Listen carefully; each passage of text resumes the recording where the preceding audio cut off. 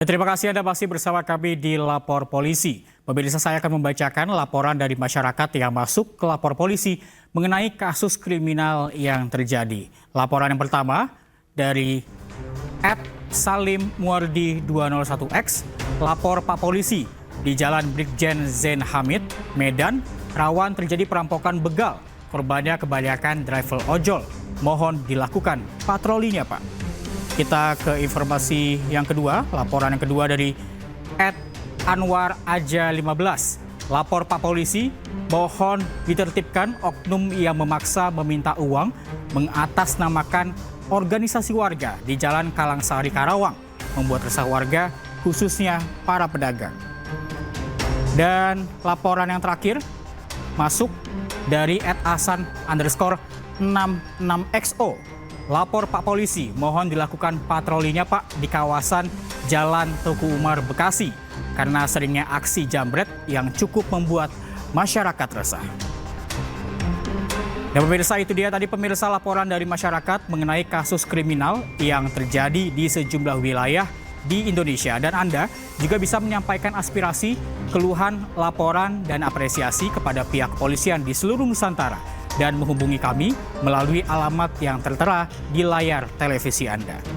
Keluarga anak berusia 12 tahun yang dituduh mencuri celana dalam di Boyolali, Jawa Tengah mendatangi Polres Boyolali. Selain menjalani pemeriksaan, keluarga juga melaporkan aksi penganiayaan yang dialami korban hingga trauma serta terluka di kepala dan badan.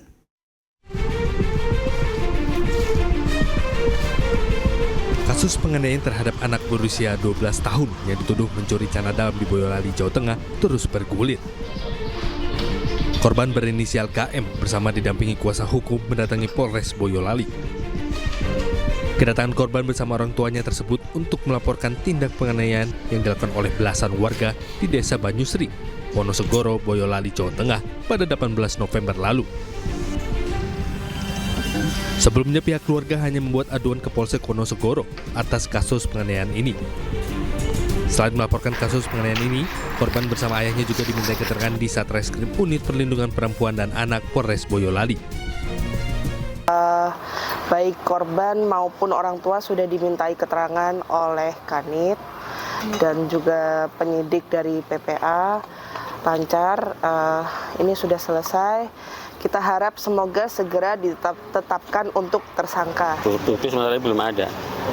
Cuma dituduh Ya. mencuri itu. Ya.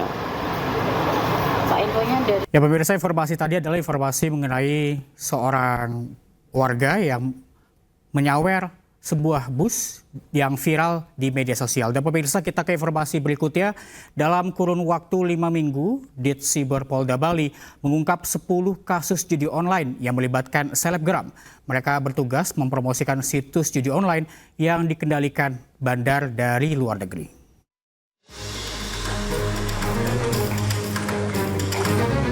Ditsiber Polda Bali menetapkan 10 orang selebgram sebagai tersangka dalam kasus judi online. Modus operandi para tersangka rata-rata sama dengan mengiklankan judi online melalui media sosial. Para selebgram yang terlibat dalam promosi ini rata-rata mengikuti puluhan hingga ratusan ribu pengikut. Mereka ditugaskan mempromosikan 10 hingga 15 situs judi online yang tersebar di dunia maya. Para tersangka memperoleh bayaran dengan sistem gaji mulai dari Rp500.000 hingga Rp60 juta per bulan. Bukan bagi hasil.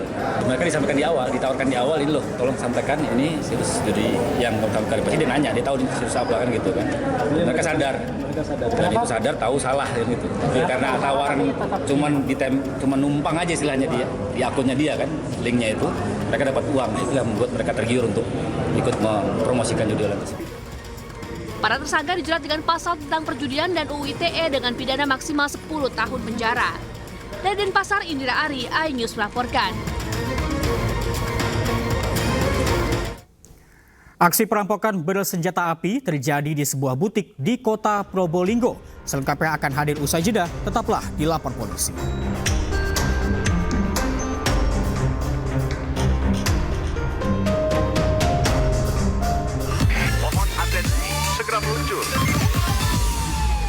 Terpidana kasus penganiayaan Mario Dandi Satrio menjalani sidang kasus dugaan pencabulan terhadap mantan pacarnya AG yang masih di bawah umur.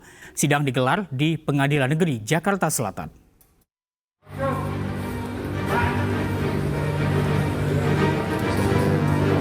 Meski berstatus terpidana kasus penganiayaan, Mario Dandi Satrio belum juga lepas dari persoalan hukum.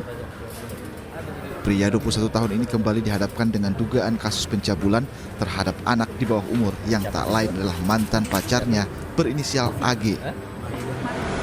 Dalam sidang yang digelar di Pengadilan Negeri Jakarta Selatan Rabu siang, anak AG dan terdakwa Mario Dandi dihadirkan di hadapan persidangan. Sidang dengan agenda mendengarkan keterangan saksi ini digelar secara tertutup. Namun sidangnya dilakukan secara tertutup karena menyangkut perkara kesusilaan. Dan sebagaimana kita ketahui, sidang dalam perkara kesusilaan itu tentu harus dilakukan tertutup. Maka kepada teman-teman media bisa memberi informasi tentu melalui humas nantinya. Usai persidangan, terdakwa Mario Dandi kembali dikenakan baju tahanan. Putra mantan pegawai kantor pajak ini berusaha menghindari wartawan saat digiring ke ruang tahanan sebelum dibawa kembali ke Lapas Salemba, Jakarta. Sebelumnya Mario Dandi Satrio dilaporkan ke Polda Metro Jaya dalam kasus dugaan pencabulan terhadap anak AG yang tak lain adalah mantan pacarnya.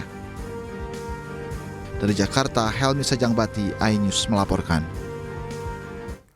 Komplotan pencuri sepeda motor di Jati Agung, Lampung Selatan terekam kamera pengawas. Pelaku gagal membawa lari motor korban setelah pelaku terjebak di dalam lantaran gerbang indekos terkunci.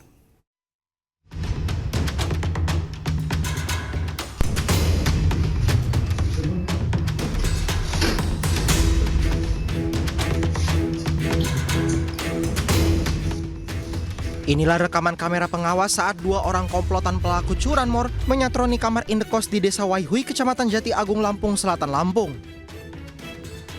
Tanpa membuang waktu lama, komplotan curanmor langsung merusak kunci stang sepeda motor milik penghuni indekos.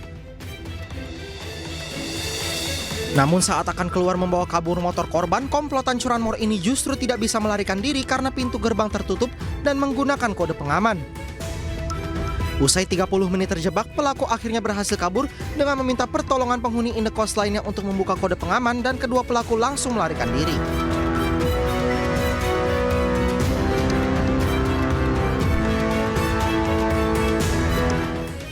Penghuni indekos pun baru sadar jika keduanya hendak mencuri motor saat mengecek rekaman kamera pengawas lantaran curiga terhadap gerak-gerik pelaku.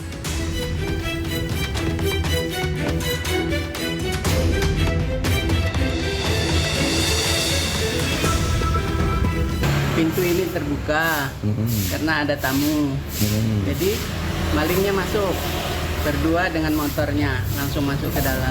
Dan kebetulan ada anak yang nutup, jadi ditutup pintunya.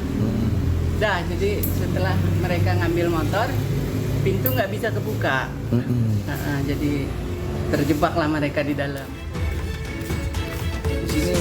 Meski korban dan pemilik indekos tidak melaporkan peristiwa ini kepada pihak kepolisian, namun mereka berharap polisi rutin melakukan patroli untuk mencegah aksi serupa terjadi. Dari Lampung Selatan, Lampung, Andres Afandi, iNews melaporkan. Sakit hati cintanya ditolak korban menjadi motif penculikan seorang ibu rumah tangga di Antapani, Kota Bandung, Jawa Barat. Motif tersebut terbongkar setelah Satreskrim Polrestabes Bandung dibantu Krimum Polda Jabar berhasil meringkus 4 pelaku.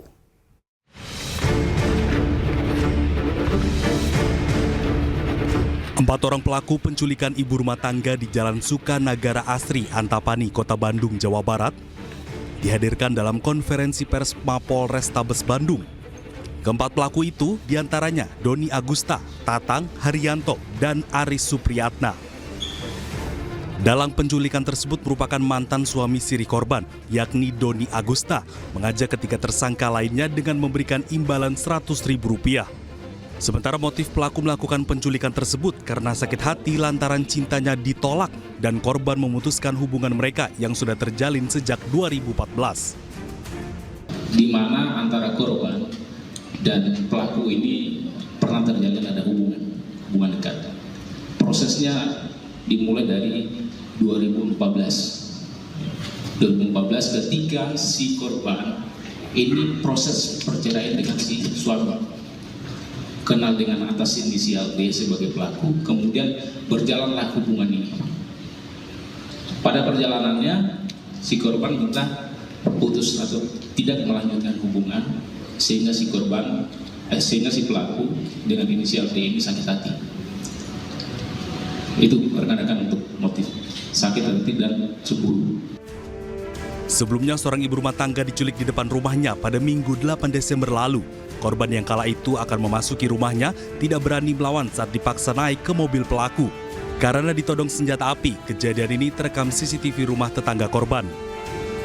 Saat penculikan, para pelaku membawa korban berputar-putar kota Bandung selama 8 jam.